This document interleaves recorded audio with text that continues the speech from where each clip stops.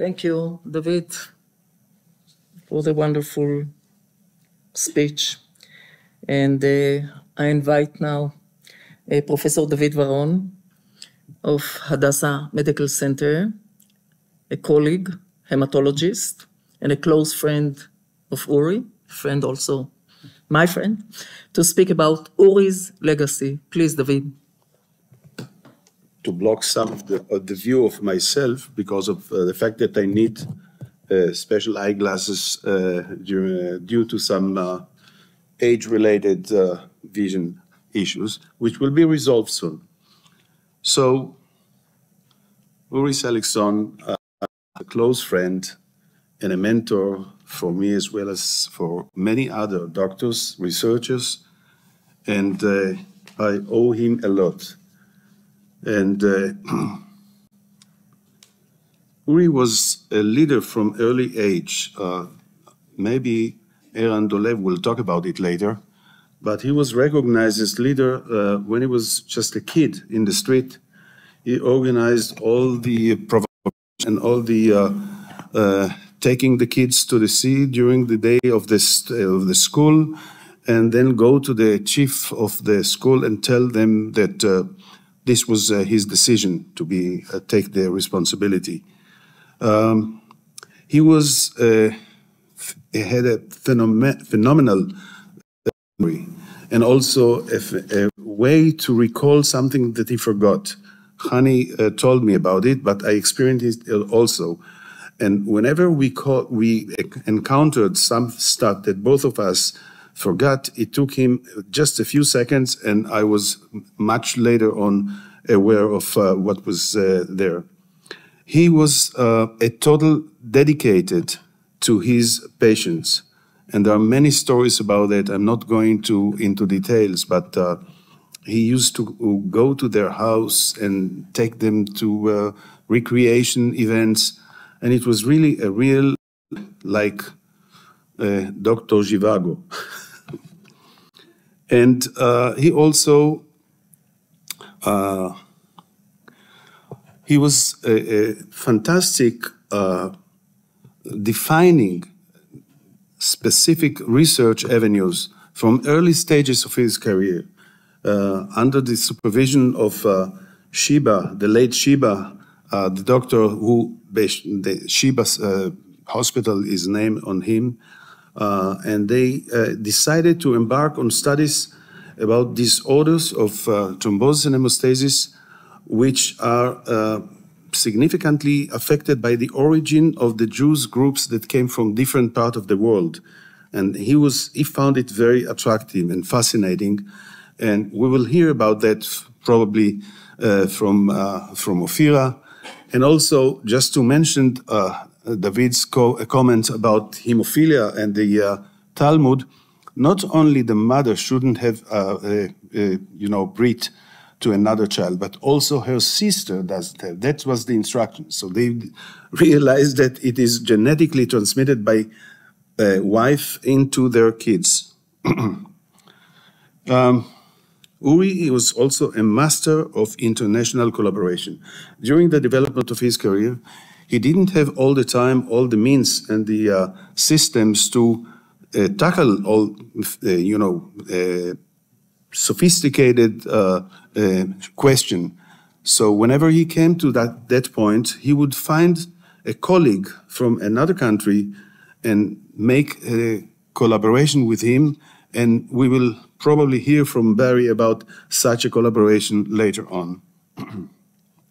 He was a brilliant organizer and long-distance planner, as we heard earlier. Also, he gave up attractive positions. He was offered to become the dean of Tel Aviv University Medical School. He served many years as the vice dean, which he wanted to do because it was very close to his personality. Never wanted to do more administrative work, which would take him away from his main task. He was also offered to become the chief of Hadassah Hospital. By the way, I'm not from Hadassah, Nili. I am now from working with my wife because I'm retired. But it's okay. So Uri was able to identify what is important and what is not important for him and for those who work for them. And early publications, so this is, don't read it. This is just to show that from the beginning he was not really in hemostasis.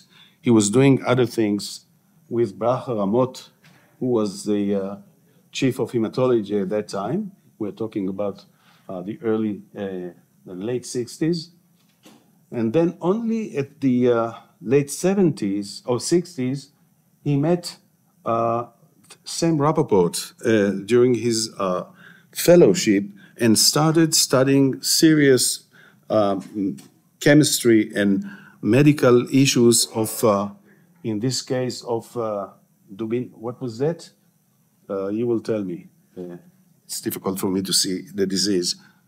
And also, once he decided to study something, he wouldn't leave it like a bulldog. He will stick to it and will do it all the way.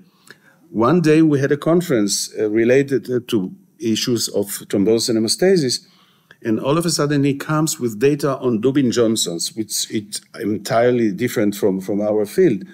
After leaving the conference, I told him, Uri, what's that for?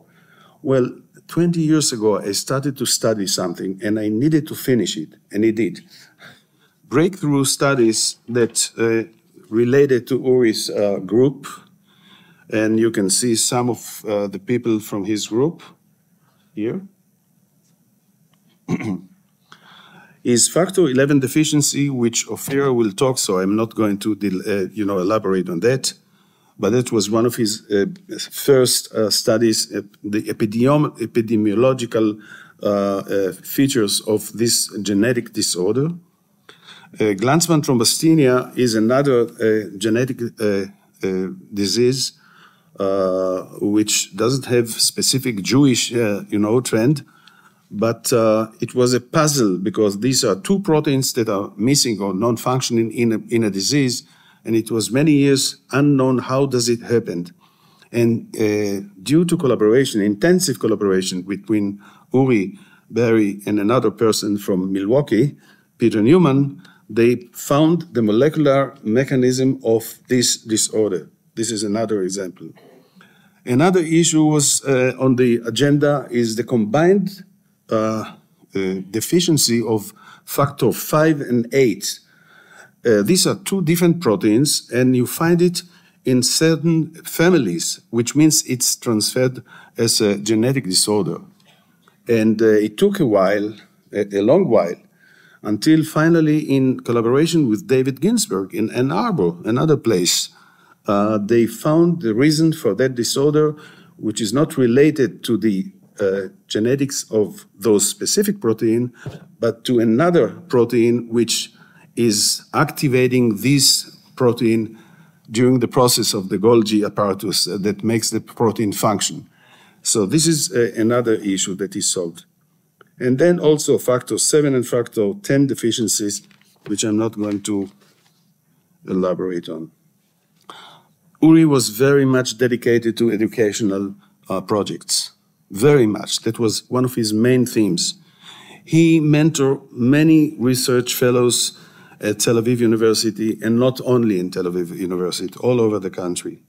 He was a founder of the School of Continuous Medication during fellowship at University of Tel Aviv, which is still functioning until today. And I'm honored that my daughter is running one of these courses today, Hani, you know her, Noam. And he was a vice dean of Tel Aviv, and as I told you, we're not going to repeat it, he was the chair of educational committee of the ISTH for many years. And he was also a chair or active person in many other, committees, subcommittees of the ISTH. This is International Society on Thrombosis and Hemostasis. And I heard one joking about that he doesn't know any committee that Uri was not a member in. So he was very active. And also, personally, he was a real coacher, a good friend, and a person with whom I was very often meeting just to discuss issues of future plans and the weather.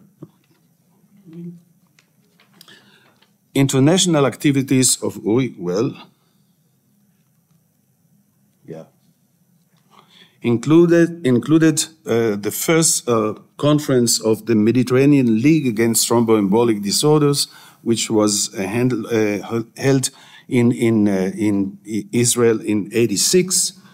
And later on, he was also the president and the organizer of the International Society on Thrombosis and Hemostasis, ISTH, in Jerusalem. That was one of the biggest, if not the big, conference that was held in Israel in those days. I don't think that these days we could have so many participants from around the world. There were about 3,000 or even 5,000 participants in that disorder. Barry knows this. He was also active member of many committees at ISTH, I said it, and he was also a member of the editorial committee of several issues of the Williams hematology. And I recall one day where I visited San Diego, a colleague of mine, and Uri stayed there for 1 year sabbatical, dedicated entirely to write himself several chapters of the Williams hematology textbook. So that was a major issue for him. Exceptional activities or achievements, of Uri are listed here. He was selected to give the Ham Wasserman talk at the ASH meeting on factor 11 genetics. He was also got many excellence awards from both the ASH and the ISTH societies. And he was a member of the Israeli, when I joined his group, he said, "Welcome to the Grishographia group," the thrombographic group. Yeah, 3 minutes, that's good, yeah. Thrombographic groups, which means join thrombosis and hemostasis and travel to conference and see the world. And indeed, Uri was a great traveler. I think if he would born 100 or 200 years ago, he would become a Columbus or something like that, because he was a freak of treatment. Yes, Hani? And he was also very, very meticulously planning the trips. So many people joined him because they knew when Uri is there, everything is going to work. And I don't know if there is any piece of the globe that he never visited. But also, at the age of 75, you can see the evidence. Oops, nope, that's promotion. You can see Uri with a family trip with his kids. Hani didn't join, right? At Himalaya, as you can see, and he survived it. And this is the thrombographic society. And we are getting close to the end. I have 1 more minute. Uri was also not so serious all the time. He was, the sacred Fridays in the family is well known to everybody who visited them. Everybody was there. Also, he was a very dedicated observer of theater and music. Theater is no wonder, because Hani served many years as the secretary of the chief of director of Habima, the National Theater. So he didn't have a chance, but he liked it. And also you can see that he was not so bad stand-up person. If you want to know who is Uri, my guess is this one. This is Eran Dolev. So Uri is here? Well, that's because Eran is closer and looks higher than Uri. Eran. Personally, I thought that these hairy legs belongs to Uri, but never mind. So, And finally, a word of Uri and Hani. So Uri and Hani started their relationship at this age. As you can imagine, this is 15, Hani, at the age of 15. And indeed, they have a very long, lifelong love, and we all miss him. Thank you.